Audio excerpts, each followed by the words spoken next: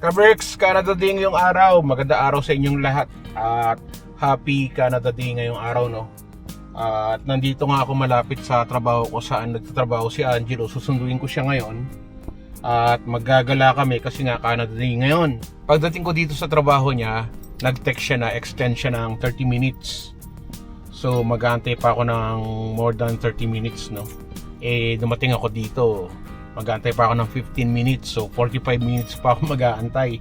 Sabi ko sa kanya, o sige, pahingi ako ng kape habang nag-aantay ako dito sa parking at makapagkape muna. Sabi niya, pa wala ng kape, naglilinis na yung coffee shop, sarado na.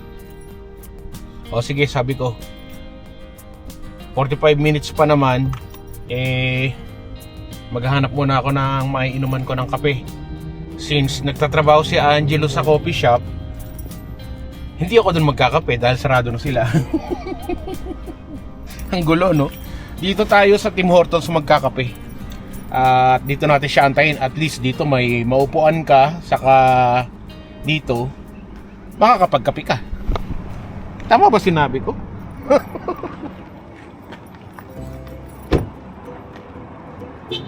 Doon siya nagtatrabaho, banda doon sa building na yon. Pero sarado na nga siya. So dito tayo diretso sa Tim Hortons. Dito malapit to sa Foothills Hospital. Dito sa bagong tayong cancer building. Ayan, Comprehensive Cancer Center. Ayan. So kape lang, magkakape lang ako dito. Canada Day ngayon kaya nakapula ako. Huwag niyo ako sabihan ng Happy Valentine's or Happy Birthday, ha? Pag nakita niyo ako sa daan.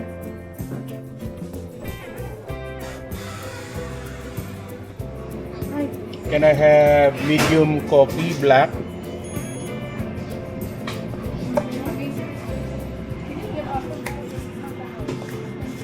Anything else? That's it. One night. Thank you. Thank you.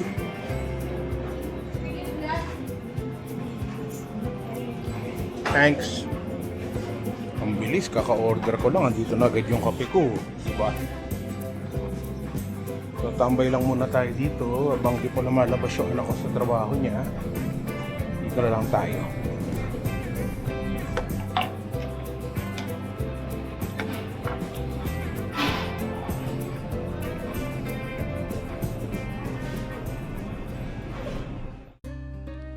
Sinundo tayo ni Papa, mga kaibigan at mga ka-Berks, at lalabas sana kami ng Canada Day. Happy Canada Day nga pala.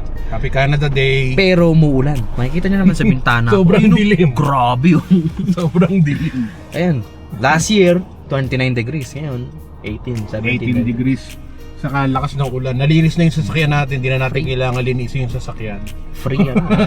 Free car wash. Pero ngayon mga ka-Berks, pupunta tayo sa park kahit umuulan.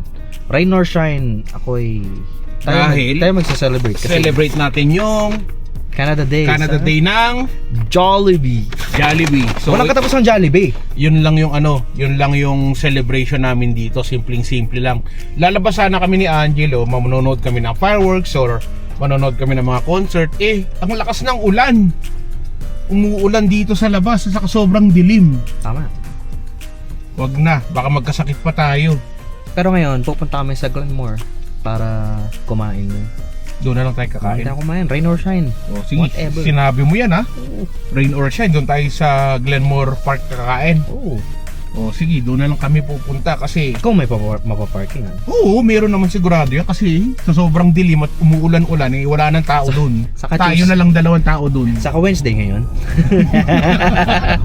Canada Day. Hindi, Wednesday, walang tao. Wednesday, walang tao. Nasa bahay agad kasi may pasok bukas. I don't know what it means when you are full of joy in your heart, feeling free for all the boredom and difficulties in life. When you feel you're flying high. So, ka-Berks, sobrang dilim. Matuloy lang tong pagbablog namin kasi nga Canada Day, kailangan natin i-celebrate naman. Pasalamat tayo sa Canada. Kaya lang, sobrang dilim. Sobrang dilim, saka umaambon-ambon dito sa lugar. Kakatapos lang ng ulan. Malakas yung ulan kanina, basang-basa. Nakita nyo nga, may ano pa nga, meron kami nadaanan na binahana. O sige, doon tayo kakain na. Eh, meron din palang nagpipiknik doon sa kabilang side, oh. Mga Muslim naman sila.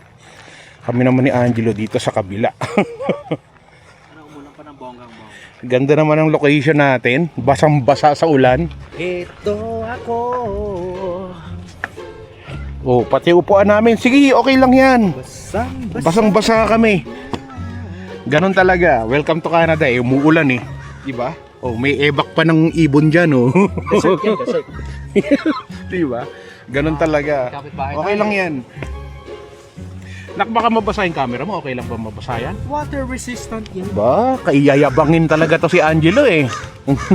Water resistant. Water resistant. Ang Oh. akong ayun. Ilabas mo na yung pagkain natin, kain na tayo. Kain na tayo ka-Berks. Ay, sige. Lumalakas yung ulam. Oo, okay lang, sus. Walang kaso yan. Enjoyin natin yung ulan. Sige. Kain muna tayo. Kain muna tayo ka-Berks. Saka na lulutuin pa. Sa atin, luto na. Wala magre-reklamo pag maubo-ubo sipon-sipon yan ha. Baka sipunin kami sa sobrang lamig.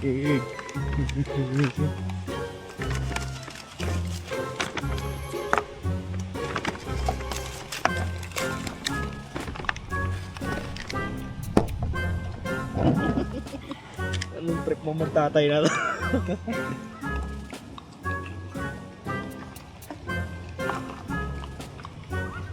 Kain tayo sa ilalim ng ulan. Siyempre kailangan yung gravy. Sinasabaw yan dito sa ating Chicken Joy. Saka meron tayo libreng sabaw. Lumalakas nga lalo na ka. Sakto siya. Lumalakas lalo. Bilisan natin kumain. Kalokohan namin mag-ama talaga oh. Para lang may ma-share tayo sa ating mga manonood. Kakaibang ma-share. Kain tayo ka-Berks. Chicken Joy. Sarap.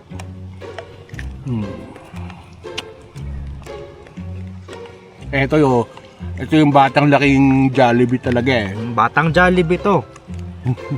Hindi ko alam kung ano yung pangalan nung server ko nung nag-birthday ako sa Jollibee. Siya yung nag-assist sa amin.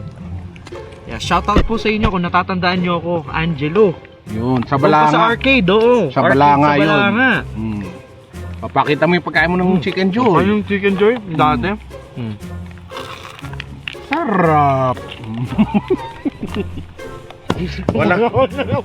Wala kaming content mag-ama kundi puro katakawan, di ba? Pero ito naman, good style.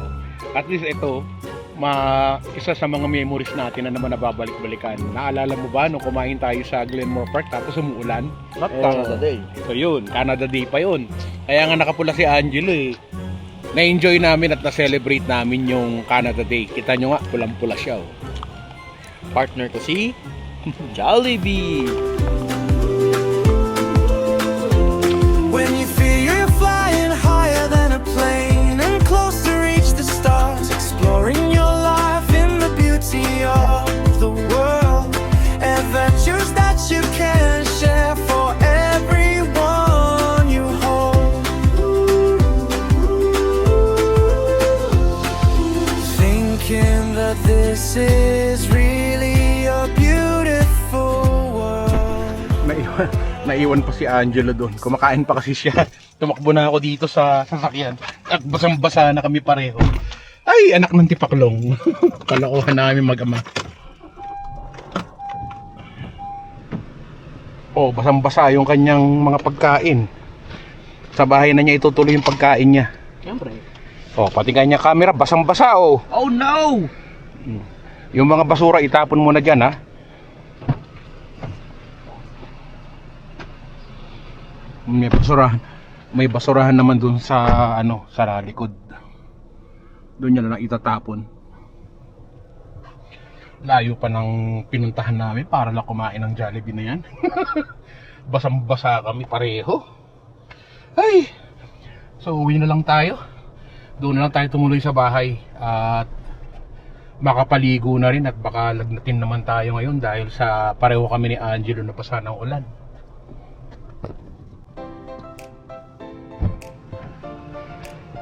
Ano, okay na? Na-celebrate na natin yung Canada Day? Ano man ang hamon ng buhay, palagi ka lang sumabay. Piliin mo laging sumaya. Kay Chris Cusinero panalo ka. Di lang pagluto at sa kusina, sa adventure ay kasama. Sa lugar na kakaiba, halika na. Kay Chris Cusinero na. Halika na't sumama ka at manood. Mga matay mamamangha, di lang tiyan ang mabubusog. May mga lugar pa lang, ganito ang nangyayari. Kapag nakita mo, mapapawaw, mapapagrabe. Mga ka-birds, tara muna gala. Mga lugar dito kanyang ipapakita. At sa pagluto, matik kayo ay tatakamin. Pag Chris Cusinero, matik papasarapin. Yum! OFW na nagsumikap ng ibang bayan kahit malayo sa pamilya. Bilang chef sa tagal na trabaho, pangarap na abot sa Canada na patungo. At di nagpatalo sa hamon ng buhay. Para sa pangarap at nabigyan ng kulay. Walang imposible pag kaya mo. Kapag kinilusan, makukuha mo. Chris Cusinero.